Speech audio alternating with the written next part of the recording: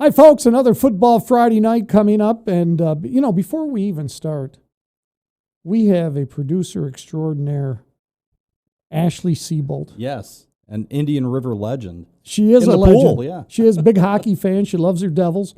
And she also loves doing little things like this. Yes, So and she does a great job at it. She does a great job. Thank you very much, Ashley, for being a part of this. And let's begin probably with I'm thinking the game of the weekend. Yeah. It has to be General Brown at Lowville.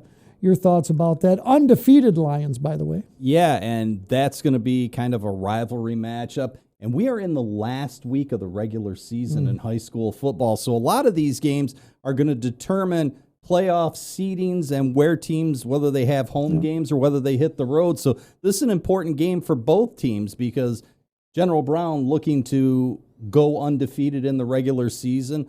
Lowville with a couple of losses, I think a win would give them a home game in the playoffs. So a lot at stake in this contest, and it's in Lowville.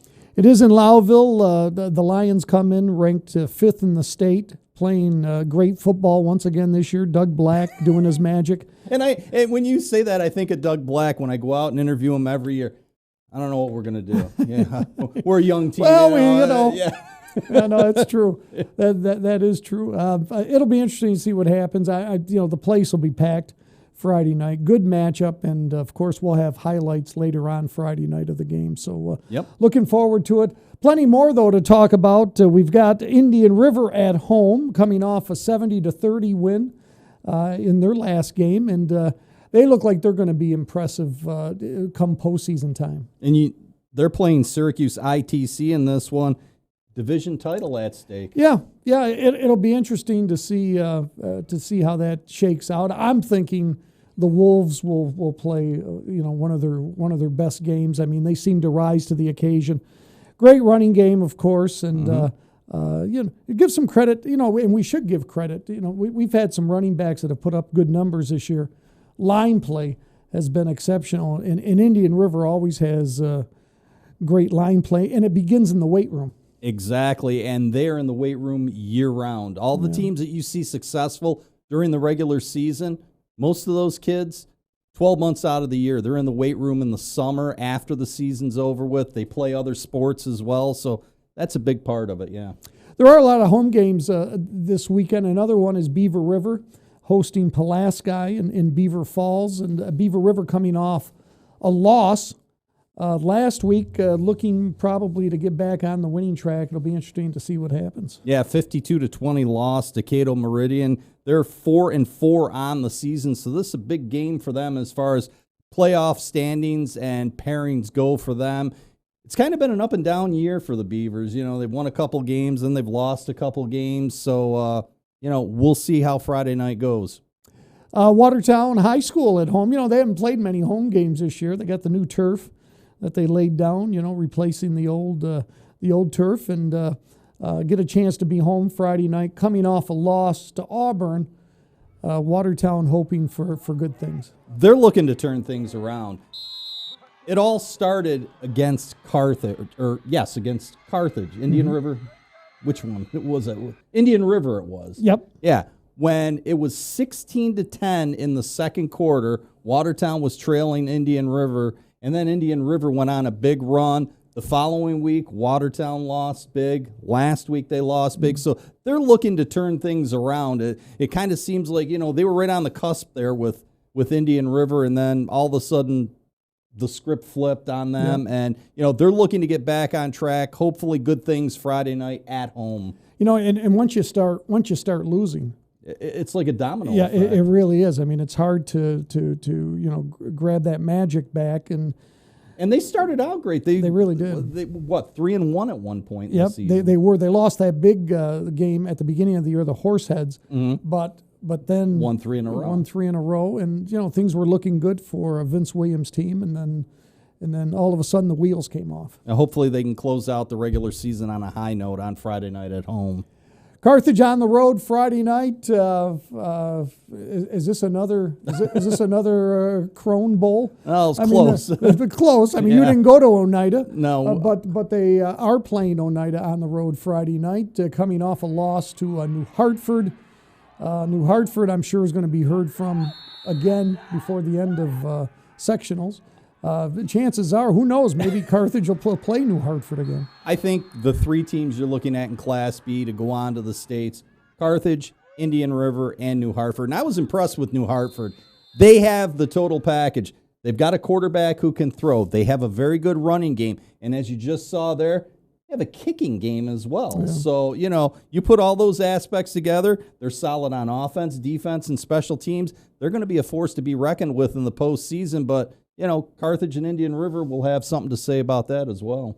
Yeah, in Carthage, only one loss. Mm-hmm. Indian River has just one loss on the year so far, and that was the Carthage. So, the local teams are looking good heading into the sectionals. It'll be interesting to see, though, what kind of a dynamic New Hartford brings to the proceedings. Yeah, and last year, New Hartford lost to Indian River at the Dome in the Class B championship game. In the last second, I believe it was a 2-point conversion Indian River made to get the victory over New Hartford. So those teams, no strangers to postseason and making it to the Carrier Dome or JMA Wireless Dome. JMA Wireless Dome. Make sure you get it right. They're paying big money for that sponsorship. That's right, JMA. 8-man football, Thousand Islands, I had a chance to see them in action last Friday night. They scored the first touchdown of the game. You were their good luck charm. Then you left. And then I left because I had to get back. Straight points. Yeah, it was tough. They'll be playing Utica Notre Dame coming up this weekend. Also, South Louis faces Weedsport. Tupper Lake entertains Waterville. So Tupper Lake has been a very good team in 8-man football this year. Look out for them to make a run for an 8-man championship this year. OFA, they seem to be getting right into their groove. They've been playing some very good football over the last couple of weeks. 35-13 win over Canton last Saturday. Traveled to St. Lawrence Central Friday night. Yeah, and Madden West, the quarterback, Luca Labella, running back. Yeah. They've got a balanced attack, and, like you said, when it comes late in the season, the OFA Blue Devils are always there, and this year no different. Yeah, it'll be interesting. Potsdam, of course, continues to roll. The Sandstoners looking good, defeating Messina last week by a score of 54-27. Yeah. Your thoughts about the Sandstoners as sectionals approach? Potsdam taking on Gouverneur on Saturday, and that should be a good game. You said, Potsdam beat Messina 54-27, 6-0. I don't see anybody stopping them. I really don't. Well, they got the combination you want. I mean, they've always had a running game. I mean, they've relied on the run for all these years under Jim Kirka.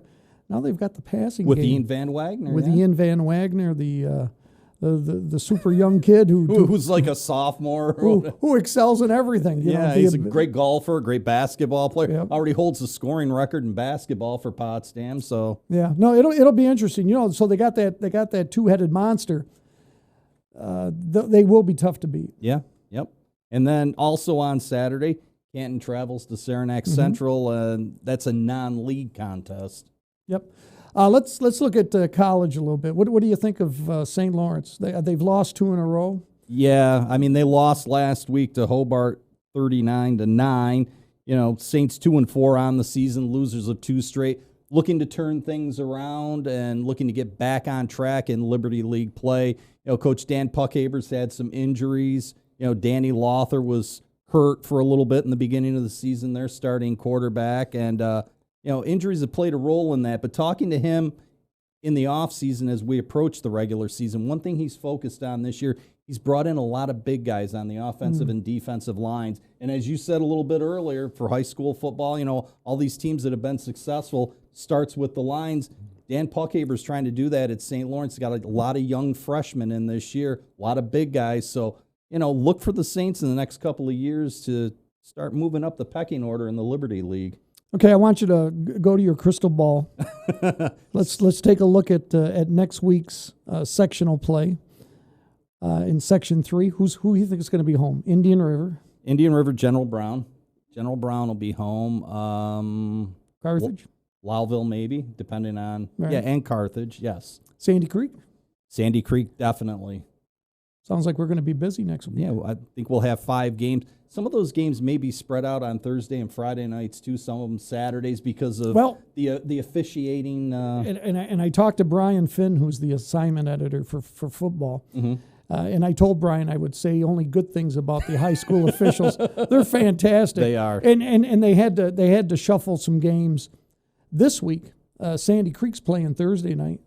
They played Thursday night. Yeah. So a lack of numbers for officials. They do the best they can. They kind of move games around a little bit. But Brian Finn and his group of officials do a great job. It's a thankless job. It is.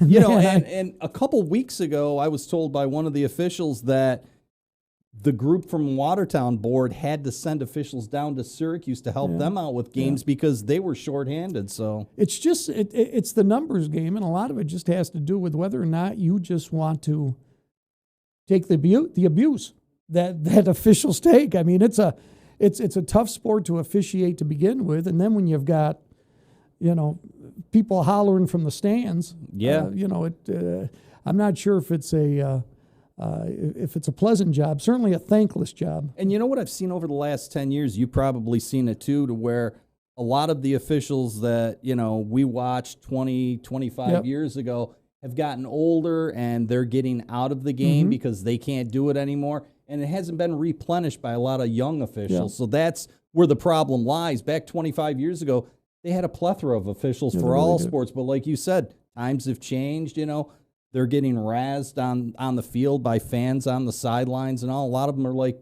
it's just not worth it. So Friday night, you'll see most of the teams in action, all the highlights that we can get our hands on. You'll be hearing the dulcet tones of Mr. Rob Krone as he puts it into his nice little neat package of highlights. It'll be a lot of fun. Get out and enjoy a game. Plenty of them around the North Country this weekend.